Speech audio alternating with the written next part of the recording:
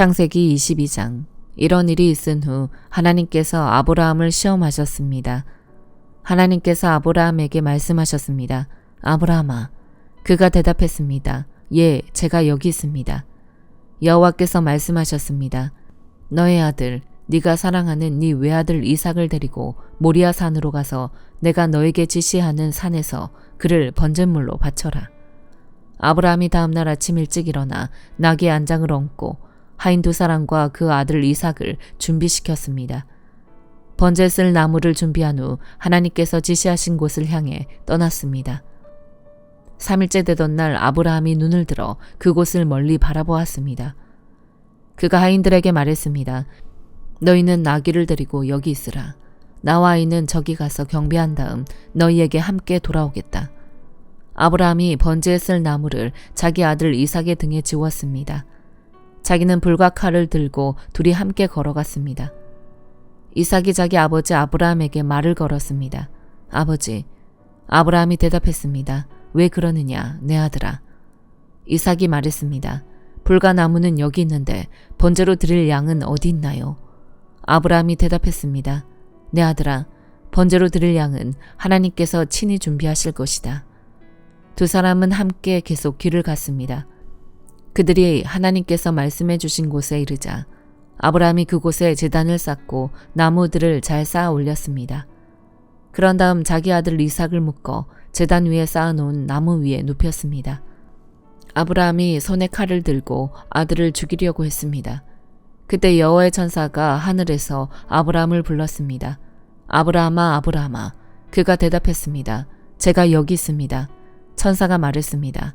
그 아이에게 손대지 마라. 그에게 아무것도 하지 마라. 네가 네 아들, 곧 네 외아들까지도 내게 아끼지 않았으니 이제 네가 하나님을 경외하는 것을 내가 알았노라. 아브라함이 눈을 들어보니 순양 한 마리가 덤불에 뿔이 걸려 있었습니다. 아브라함은 가서 그 양을 잡아 자기 아들 대신 번제물로 드렸습니다. 그리고 아브라함은 그곳을 여호와 이레라고 불렀습니다. 그래서 오는 날까지도 사람들이 여호와의 산에서 준비될 것이다 라는 말을 합니다. 여호와의 천사가 하늘에서 두 번째로 아브라함을 불러 말했습니다. 여호와의 말씀이다. 내가 나를 두고 맹세한다. 네가 이렇게 너의 아들, 곧 너의 외아들을 아끼지 않았으니 내가 반드시 너에게 복을 주고 반드시 너의 자손을 하늘의 별처럼 바닷가의 모래처럼 많아지게 하겠다. 너의 자손이 원수들의 성문을 차지할 것이다. 네가 내 말에 순종했으므로 너의 자손을 통해 이 땅의 모든 민족들이 복을 받을 것이다. 아브라함이 자기 하인들에게로 돌아갔습니다. 그리고 그들이 일어나 다 함께 브엘세바로 갔습니다. 아브라함은 브엘세바에서 살았습니다. 일이 있은 후 아브라함에게 이런 말이 들렸습니다. 밀가가 그대의 동생 나홀에게 아들들을 낳았습니다. 맏아들 우스와 그 동생 부스와 아람의 아버지인 그무엘과 게셋과 하소와 빌다스와 이들랍과 부두엘이 그들입니다. 부두엘이 리브가를 낳았습니다. 밀가가 아브라함의 동생 나홀에게 8 아들을 낳았습니다. 그의 첩의 이름은 루마였습니다. 그녀도 데바와 가함과 다스와 마아가를 낳았습니다. 마태복음 21장. 그들이 예루살렘에 가까이 와서 올리브산 기슭에 있는 벳바게에 이르자 예수께서는 두 제자를 보내시며 그들에게 말씀하셨습니다. 너희는 저 건너편 마을로 가라. 거기에 가면 나귀 한 마리가 새끼 나귀와 함께 묶여 있을 것이다. 그 나귀들을 풀어서 내게로 끌고 와라. 만일 누가 너희에게 무슨 말을 하거든 주께서 필요로 하신다라고 말하라. 그리하면 나귀들을 곧 내어줄 것이다. 이는 예언자를 통해 하신 말씀을 이루시려는 것이었습니다. 시온의 딸에게 말하라. 보라, 너희 왕이 너희에게 오신다. 그분은 겸손하셔서 나귀를 타셨으니 어린 나귀, 곧 멍에 매는 짐승의 새끼다. 제자들은 가서 예수께서 시키신 대로 했습니다. 그들은 나귀와 새끼 나귀를 끌고 와서 그 등 위에 자기들의 겉옷을 얹었습니다. 그러자 예수께서 그 위에 앉으셨습니다. 큰 무리가 겉옷을 벗어 길에 폈고 어떤 사람들은 나뭇가지를 꺾어서 길에 깔기도 했습니다. 앞서가는 무리들과 뒤따라가는 무리들이 외쳤습니다. 다윗의 자손께 호산나, 주의 이름으로 오시는 분께 복이 있도다. 지극히 높은 곳에서 호산나.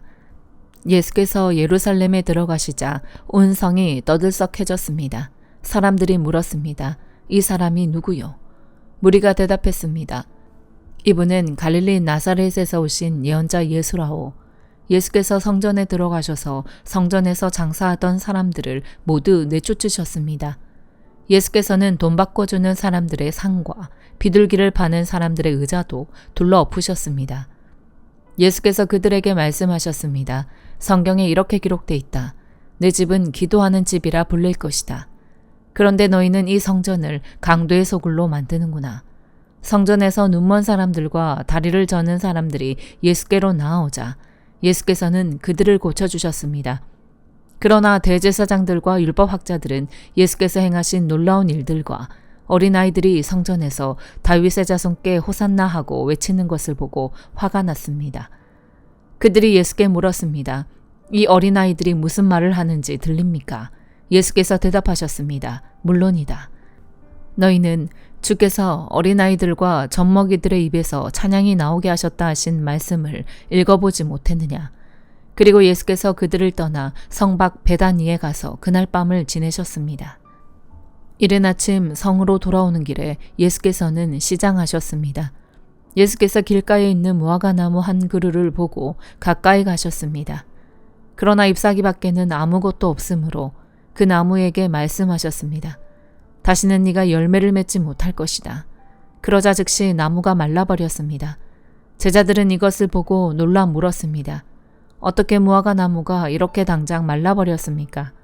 예수께서 대답하셨습니다. 내가 진실로 너희에게 말한다. 너희가 믿고 의심하지 않으면 이 무화과 나무의 한 일을 너희도 할 수 있을 뿐 아니라 이 산에게 들려서 바다에 빠져라 하고 말해도 그대로 이루어질 것이다. 너희가 기도할 때 무엇이든지 믿고 구하는 것은 다 받을 것이다. 예수께서 성전에 들어가서 가르치고 있을 때 대제사장들과 백성의 장로들이 예수께 와서 물었습니다. 당신이 무슨 권세로 이런 일을 하는 것이오? 누가 이런 권세를 주었소? 예수께서 대답하셨습니다. 나도 한 가지 물어보겠다. 너희가 대답하면 내가 무슨 권세로 이런 일을 하는지 말해주겠다. 요한의 세례가 어디서 왔느냐? 하늘로부터냐 아니면 사람으로부터냐? 그들은 이것을 두고 서로 의논하며 말했습니다. 우리가 하늘로부터 왔다고 하면 저 사람이 그러면 왜 요한을 믿지 않았느냐고 할 테고, 그렇다고 사람으로부터 왔다고 하면 사람들이 요한을 예언자로 믿고 있으니 두려울 따름이다. 그래서 그들은 예수께 잘 모르겠다라고 대답했습니다. 그러자 예수께서 말씀하셨습니다. 그렇다면 나도 무슨 권세로 이런 일을 하는지 너희에게 말하지 않겠다.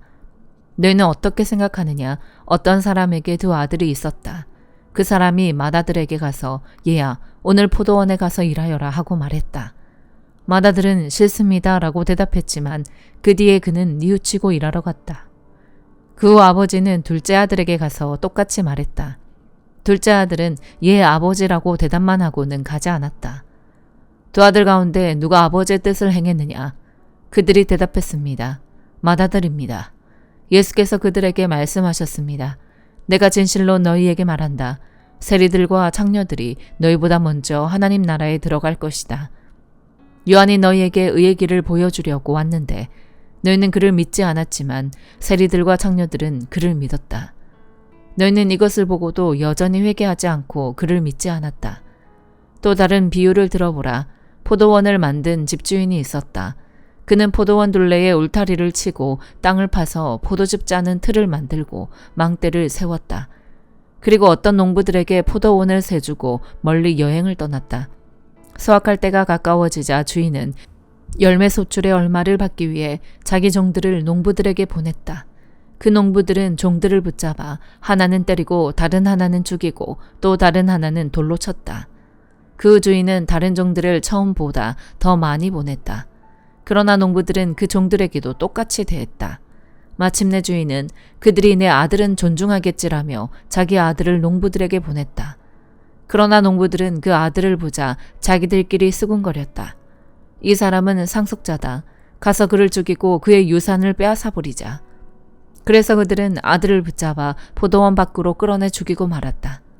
그렇다면 포도원 주인이 돌아와서 이 농부들에게 어떻게 하겠느냐? 그들이 예수께 대답했습니다. 주인은 그 악한 사람들을 처참히 죽이고 제때에 소출의 열매를 바칠 수 있는 다른 농부들에게 포도원을 내어줄 것입니다. 예수께서 그들에게 말씀하셨습니다. 너희가 성경에서 이런 말씀을 읽어보지 못했느냐? 건축자들이 버린 돌이 머릿돌이 됐다. 주께서 이렇게 하셨으니 우리 눈에 놀라울 뿐이다. 그러므로 내가 너희에게 말한다. 하나님 나라를 너희에게서 빼앗아 그 나라의 열매 맺는 백성에게 줄 것이다. 누구든지 이 돌 위에 떨어지는 사람은 산산조각이 날 것이며 이 돌이 어느 사람 위에 떨어지든지 맞는 사람은 가루가 될 것이다. 대제사장들과 바리새파 사람들은 예수의 비유를 듣고서 그것이 자기들을 가리켜 하시는 말씀인 줄을 알아차렸습니다. 그들은 예수를 체포하고 싶었지만 백성들이 두려웠습니다. 사람들이 예수를 예언자로 여기고 있었기 때문입니다. 느헤미야 11장. 백성들의 지도자들은 예루살렘에 살게 됐습니다. 나머지 백성들에 대해서는 제비를 뽑아 10분의 1은 거룩한 성 예루살렘에서 살게 했고 그 나머지 100분의 9는 각자 자기의 성읍에서 살게 했습니다. 또 모든 백성들은 예루살렘에 살기로 자원하는 사람들을 축복해 주었습니다. 예루살렘에 살게 된 각 지방의 지도자들은 다음과 같습니다. 다른 이스라엘 사람들, 제사장들, 레위 사람들, 느디님 사람들, 솔로몬의 신하들의 자손들은 각각 자기가 물려받은 유다 여러 성읍에서 살았습니다. 예루살렘에는 유다와 베냐민 출신도 몇몇 살았습니다. 유다의 자손들로는 베레스의 자손으로 우시아의 아들이며 스가랴의 손자이며 아마레의 증손이며 스바디아의 현손이며 마할랄렐의 오대손인 아다야와 바룩의 아들이며 고로세의 손자이며 하사야의 증손이며 아다야의 현손이며 요야립의 오대손이며 스가랴의 6대손이며 실로의 7대손인 마아세아가 있었습니다. 예루살렘에 살던 베레스의 자손들은 다 합쳐 468명이었는데 이들은 다 용사들이었습니다. 베냐민의 자손들로는 무슬람의 아들이며 요엣의 손자이며 부다야의 증손이며 골라야의 현손이며 마아세아의 5대손이며 이디엘의 6대손이며 여사야의 7대손인 살루와 그 다음에 갑비와 살레를 비롯해 928명이 있었습니다. 시그리의 아들 요엘이 그들의 감독이었고 하스누아의 아들 유다가 그 다음 가는 사람이었습니다. 제사장들로는 요아립의 아들 여다야와 야긴과 헬기야의 아들이며 무슬람의 손자이며 사독의 증손이며 무라요의 현손이며 하나님의 집을 맡은 사람 아이두베의 5대손인 스라야가 있었습니다. 그를 도와 성전에서 일하는 그 형제들 822명이 있었고 또 요로함의 아들이며 블라야의 손자이며 암시의 증손이며 스가랴의 현손이며 바스울의 5대손이며 말기야의 6대손인 아다야와 족장인 그 형제들 242명이 있었습니다. 또 아사렐의 아들이며 아으세의 손자이며 무실레못의 증손이며 인멜의 현손인 아마세와 용사인 그 형제들 128명이 있었는데 그들의 감독은 하그돌림의 아들 삽디엘이었습니다. 레위 사람들로는 하숲의 아들이며 아스리감의 손자이며 하사비아의 증손이며 분니의 현손인 스마야와 하나님의 집의 바깥일을 맡은 레위 사람들의 우두머리 2사람 삽부대와 요사밭이 있었고 또 미가의 아들이며 삽디의 손자이며 아삽의 증손인 마따냐가 있었는데 그는 감사의 찬송과 기도를 인도하는 지휘자입니다. 박뷰게하는 그 형제들 가운데 다음가는 지휘자였습니다. 또 삼모아의 아들이며 갈랄의 손자이며 여두둔의 손자인 압다가 있었습니다. 그 거룩한 성에 살게 된 레위 사람들은 다 합쳐 284명이었습니다. 성전 문지기들로는 악국과 달몬과 그 형제들 172명이 있었습니다. 그 나머지 이스라엘 사람들은 제사장들과 레위 사람들과 함께 각각 자기가 물려받은 기업이 있는 유다의 여러 성읍에서 살았습니다. 느드님 사람들은 오벨 언덕에 살았고 시아와 기스바가 그들을 다스렸습니다. 예루살렘에 있는 레위 사람들의 감독은 바니의 아들이며 하사베의 손자이며 마따냐의 증손이며 미가의 현손인 우시였는데 그는 하나님의 집에서 예배 드릴 때 노래를 맡은 아삽 자손들 가운데 하나였습니다. 노래하는 사람들에 관해서는 왕의 명령이 있었는데 그것은 그들에게 날마다 일정량의 양식을 공급하라는 것이었습니다. 유다의 아들인 세라의 자손들 가운데 하나인 무세사벨의 아들 브다히야는 왕의 대신이 돼 백성들에 관한 모든 일을 담당했습니다. 마을과 거기 딸린 밭들이 있었는데 유다 자손의 몇몇 사람들은 기럇 아르바와 그 주변 마을들, 디본과 그 주변 마을들, 여갑스엘과 그 주변 마을들, 예스와 몰라다, 벳벨렛, 하살수알, 브엘세바와 그 주변 마을들, 시글락 무구나와 그 주변 마을들, 에느림몬 소라 야르뭇, 사노와 아둘람과 그 마을들, 라기스와 그 들판, 아세가와 그 주변 마을들에 살았습니다. 이렇게 그들은 브엘세바에서 흰놈의 골짜기까지 장막을 치고 살았습니다. 그리고 베냐민 자손들은 게바, 믹마스와 아야, 베델과 그 주변 마을들, 아나돗, 높, 아나냐, 하솔, 라마, 기타임, 하딧, 스보임, 느발랏, 로드, 오노와 수공업자들의 골짜기에 걸쳐 살았습니다. 유다에 있던 일부 레위 사람들은 베냐민에 정착했습니다. 사도행전 21장. 우리는 그들과 작별한 뒤 바다로 나가 배를 타고 곧장 곳으로 갔습니다. 이튿날 우리는 로도에 이르렀고 그곳에서 또 바다라로 갔습니다. 우리는 페니키아로 건너가는 배를 만나 타고 가다가 키프로스 섬이 보이자 그 섬을 왼쪽에 두고 시리아로 행선해 두로에 배를 댔습니다. 그곳에서 배의 짐을 풀기로 돼 있었기 때문입니다. 우리는 두로에서 제자들을 만나 그들과 함께 7일을 지냈습니다. 그들은 성령의 감동으로 바울에게 예루살렘으로 올라가지 말라고 전했습니다. 그러나 날이 다 지나자 우리는 두로를 떠나 항해길에 올랐습니다. 모든 제자들과 그 아내들과 자녀들이 도시 밖까지 따라 나와 우리를 전송해 주었습니다. 우리는 그곳 바닷가에서 무릎을 꿇고 기도했습니다. 서로 작별 인사를 나눈 뒤 우리는 배에 올랐고 그들은 집으로 돌아갔습니다. 우리는 두로에서부터 여행을 계속하다 돌레마이에 도착해 형제들에게 인사하고 그들과 함께 하루를 지냈습니다. 이튿날 길을 떠난 우리는 가이사랴에 이르러 7사람 가운데 하나인 전도자 빌립의 집에 머물렀습니다. 그에게는 결혼하지 않은 4명의 딸이 있었는데 그들은 모두 예언하는 사람들이었습니다. 그곳에서 여러 날을 지내는 가운데 아가보라는 예언자가 유대로부터 내려왔습니다. 그가 우리에게 와서 바울의 허리띠를 집어 자기 손발에 매더니 이렇게 말했습니다. 예루살렘의 유대 사람들이 이 허리띠 주인을 이렇게 동념해 이방 사람들에게 넘겨줄 것이라고 성령께서 말씀하셨습니다. 우리는 이 말을 듣고 그곳 사람들과 함께 바울에게 예루살렘에 올라가지 말라고 간곡히 권했습니다. 그러자 바울이 대답했습니다. 왜 여러분은 울면서 내 마음을 아프게 합니까? 나는 주 예수 이름을 위해 예루살렘에서 붙잡힐 것은 물론 죽을 각오도 돼 있습니다. 바울이 설득당하지 않자 우리는 주의 뜻이 이루어지길 기원합니다 하고는 더 말하지 않았습니다. 2일 뒤에 우리는 준비해 예루살렘으로 올라갔습니다. 가이사랴의 몇몇 제자들이 동행해 우리를 나손의 집으로 데려다 주어 우리는 그 집에 머무르게 됐습니다. 나손은 키프로스 출신으로 일찍부터 제자가 된 사람이었습니다. 우리가 예루살렘에 도착하자 형제들이 따뜻하게 맞아주었습니다. 이튿날 바울은 우리와 함께 야고보를 만나러 갔습니다. 모든 장로들도 거기 와 있었습니다. 바울은 그들에게 문안하고 하나님께서 그의 사역을 통해 이방 사람들 가운데서 행하신 일들을 자세히 보고했습니다. 그들은 이 말을 듣고 하나님을 찬양했습니다. 그러고는 바울에게 말했습니다. 형제여, 알다시피 수만 명의 유대 사람들이 믿게 됐는데 그들은 모두 율법 지키는 일에 열심을 가진 사람들입니다. 그들은 당신이 이방 사람들 가운데 살고 있는 모든 유대 사람들을 가르쳐 모세를 저버리고 자녀들에게 할례하거나 유대 관습대로 살지 말라고 하는 줄 아는데 그러니 어떻게 하는 게 좋겠습니까?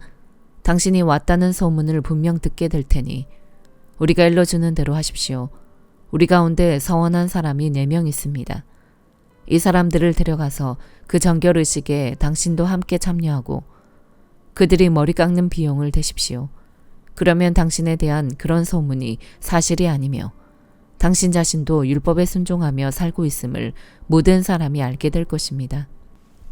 이방의 신자들에 대해서는 우리가 이미 그들에게 우상에 바쳐진 음식과 피와 목매어 죽인 짐승의 고기와 음행을 피하면 된다고 우리가 결정한 것을 편지로 썼습니다. 이튿날 바울은 그 사람들을 데리고 가서 그들과 함께 자기 몸을 정결하게 한 후 성전에 올라가 정결의식이 끝나는 날짜와 각 사람이 예물 바치는 날짜를 신고했습니다. 7일 동안의 정결 기간이 거의 끝나갈 무렵 아시아 지방에서 온 몇몇 유대 사람들이 성전에서 바울을 보고 모든 사람을 선동해 그를 붙잡고 소리 질렀습니다. 이스라엘 동포 여러분, 우리를 도와주시오. 이 사람은 가는 곳마다 모든 사람에게 우리 민족과 율법과 이곳 성전을 반대하며 가르칩니다. 게다가 성전에 그리스 사람들을 데려와 이 거룩한 곳을 더럽히고 있습니다. 그들은 전에 에베소 사람 드로비모가 바울과 함께 예루살렘에 있었던 것을 보고 바울이 그를 성전 안으로 데려갔을 것이라고 짐작했습니다. 그러자 온 도시가 소란해지더니 사람들이 몰려와 바울을 붙잡아 성전에서 끌어내었고 성전문은 곧 닫혔습니다. 그들이 바울을 죽이려고 하자 예루살렘 도시 전체에 난동이 일어났다는 소식이 로마 군대의 천부장에게 알려졌습니다. 그는 즉시 몇몇 백부장들과 군인들을 데리고 군중에게로 달려 내려갔습니다. 난동을 일으킨 사람들이 천부장과 군인들을 보자 바울 때리던 것을 멈췄습니다. 천부장이 다가가 바울을 체포하고 2개의 쇠사슬로 묶으라고 명령했습니다. 그러고 나서 그가 누구며 또 무슨 일을 했는지 물었습니다. 군중이 제각각 다른 소리를 질렀습니다. 그래서 천부장은 소란만 일 뿐 진상을 알 수 없는 까닭에 바울을 병영 안으로 끌고 가라고 명령했습니다. 바울이 층계에 이르자 군중이 더욱 난폭하게 굴어 군인들이 그를 둘러매고 가야 했습니다. 따라가는 군중은 계속 그를 없애버려라 하고 소리쳤습니다. 군인들이 바울을 병영 안으로 데리고 가려는데 바울이 천부장에게 제가 한 말씀 드려도 되겠습니까? 하고 물었습니다. 그리스 말을 할 줄 아시오? 그렇다면 당신은 얼마 전에 폭동을 일으켜 4,000명의 자객을 이끌고 광야로 나간 이집트 사람이 아니오. 바울이 대답했습니다. 나는 길리기아 지방의 다소에서 태어난 유대 사람으로 그 유명한 도시의 시민입니다. 제가 저들에게 한마디 전할 수 있도록 허락해 주십시오.